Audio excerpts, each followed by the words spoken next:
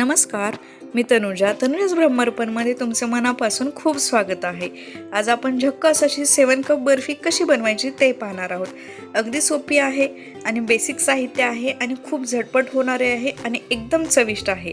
तर त्यासाठी काय काय साहित्य लागणार आहे ते अगोदर पाहूयात। आपण इथे घेतलंय 1 कप तूप, 1 कप बेसन, 1 कप काजू पावडर, सुका खोबऱ्याचे किस 1 कप, दूध 1 कप आणि साखर 2 कप।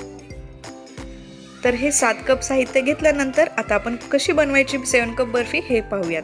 तर त्यासाठी आपण इथे एक तवा इथे आपण भांड तापून घेतलेला आहे, त्यामध्ये आपण तूप घालणार आहोत आणि त्यामध्ये आपण 1 कप बेसन घालणार आहोत।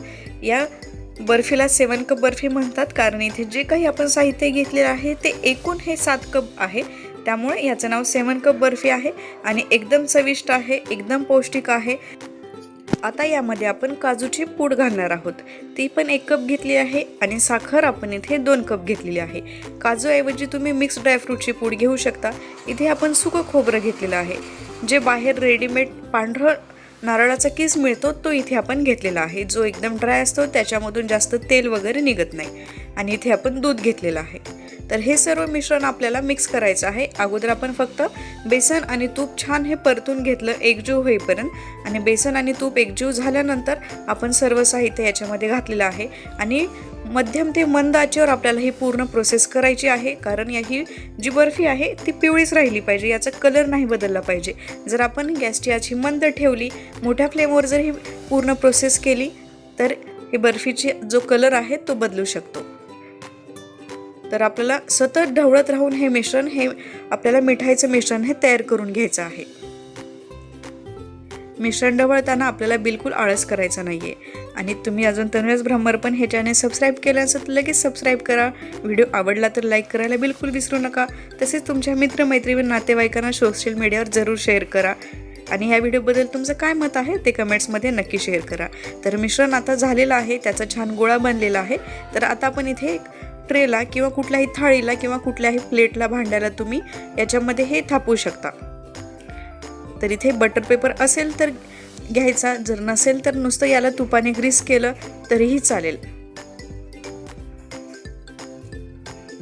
याच्यामध्ये आपण हे मिश्रण घालणार आहोत। ही बर्फी जी आहे ती बिलकुल बिघडत नाही। जर तुम्हाला वाटलं की अजून जेव्हा आपण हे हातात थापणार आहोत, जर यात आत्ता तुम्हाला वाटलं मिश्रण जरा थोडंसं पातळ आहे तर तुम्ही आणखी त्याला तापवू शकता, छान परतून घेऊ शकता। आणि जर खूप जास्त घट्ट झालं, जर आपण याला जास्त वेळ जर तुम्ही चुकून याला तापवलं तर थोडंसं त्याच्यामध्ये दूध घालून तुम्ही पुन्हा ते परत छान तापवू शकता। हे आपल्याला थंड होईपर्यंत असंच ठेवून द्यायचं आहे आणि नंतर आपण याच्या वड्या पाडणार आहोत। तर आता मिश्रण थंड झालेलं आहे, आता आपण हे काढून घेऊयात आणि याच्या वड्या पाडूयात। एकदम सोपी रेसिपी आहे, आपण केव्हाही बनवू शकतो आणि एकदम झटकीपट होणारी आहे आणि कमी कष्टामध्ये आहे। आणि ही रेसिपी ही मिठाई बिघडण्याची बिलकुल चान्सेस नाही आहेत, त्यामुळे नक्की करून पहा, खूप चविष्ट लागते आणि एकदम सॉफ्ट ही बर्फी तयार होते। ह्याच्या आपण हव्या तशा वड्या पाडू शकतो। तुम्ही जेव्हा आपण हे बर्फी ट्रेमध्ये थापली बर्फीचं मिश्रण, त्याचसोबत आपण याच्यावर ड्रायफ्रूट सुद्धा वरती हे गार्निश करू शकतो। आता जर याला ड्रायफ्रूट्स लावायचे असेल तर ते बसणार नाही, त्यामुळे जेव्हा आपण मिश्रण थापतो त्याच वेळेस याच्यावर जर ड्रायफ्रूट्स लावले तर आणखी छान दिसतातच आणि आणखी हेल्दी सुद्धा आपली ही रेसिपी होते। तर तुम्हाला कशी वाटली ही रेसिपी नक्की कळवा आणि व्हिडिओ तर लगेच लाईक करा आणि तुमच्या मित्रमैत्रिणी सोशल मीडियावर जरूर शेअर करा। तर एकदम छान, एकदम परफेक्ट आणि एकदम मस्त ही बर्फी तयार झालेली आहे। अगदी बाजारातल्या कुठल्याही मिठाईला फिकी पाडेल अशी ही बर्फी आहे। नक्की करून पहा, मला खात्री आहे तुम्हाला खूप आवडेल।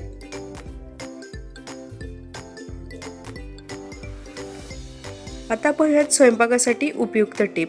जेव्हा आपण डोसा पीठ जर हिवाळ्यात आंबवण्यासाठी ठेवतो तेव्हा ते पीठ वाटताना त्यात थोडंसं गरम पाणी घालून ते वाटावं।